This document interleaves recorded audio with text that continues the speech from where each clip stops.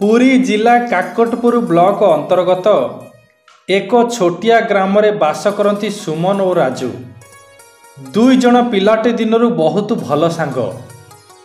आउ दुई जण मध्य ब्राह्मण परिवार रे जन्म ग्रहण करिसंती। दुई जनक बयस पाखापाखि 25 वर्ष हेब।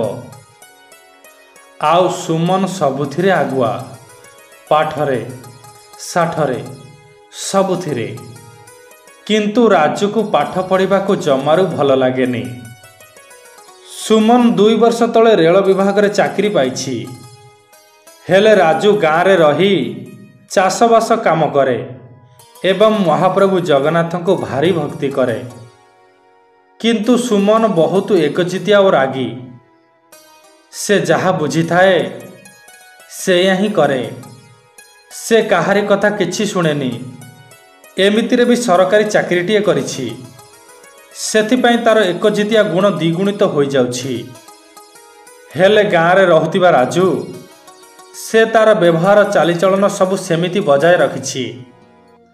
आउ ता सहित महाप्रभु जगन्नाथ को मध्य हृदय रे साइति रखिछि।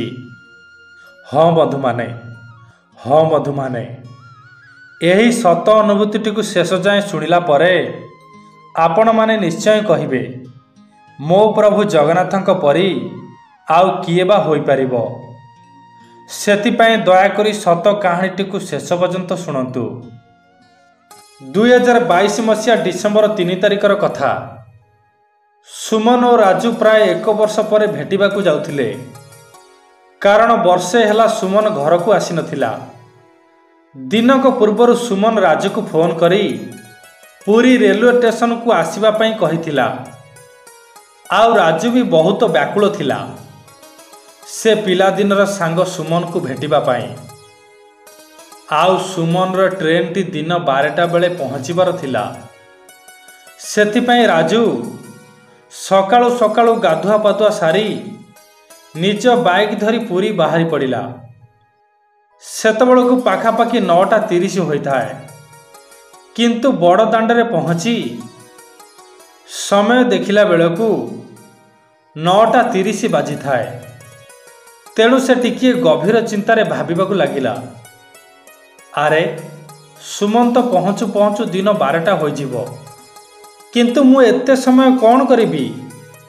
जेहेतु से महाप्रभु जगन्नाथंकर परम भक्त सेथिपाई से चका डोलियार नीलचक्र को देखी केमिति बा से अटकी पारिथांता।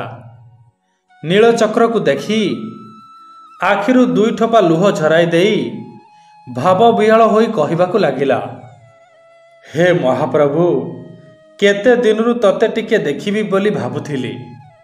हेले परिवारर दुख कष्ट जंजाल रे रही जाइथिली।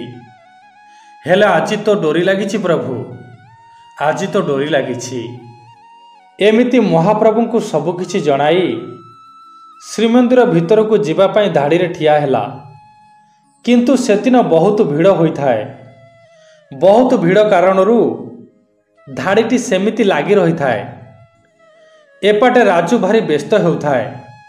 आउ बारंबार समस्त को समय पचारू थाए।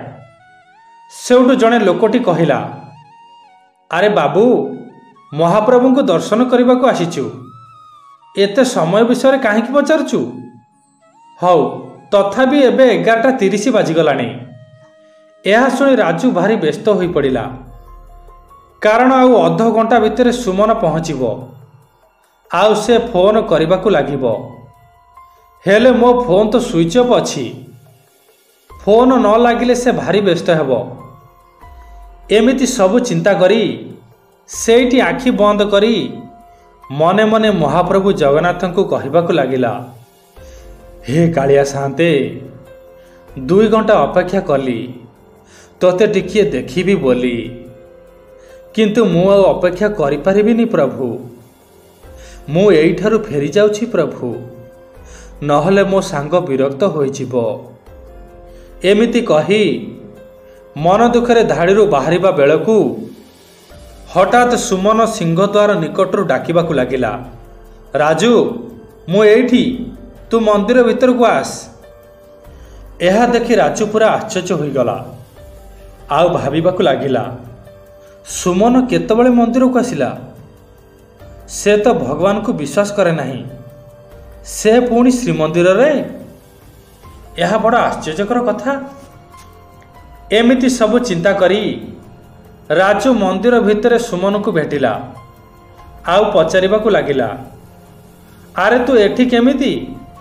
सेउठु सुमन कहिबाकू लागिला, राजू जानिछु आज केमिति के जानी ट्रेन टी बहुत शीघ्र पहुँची गला।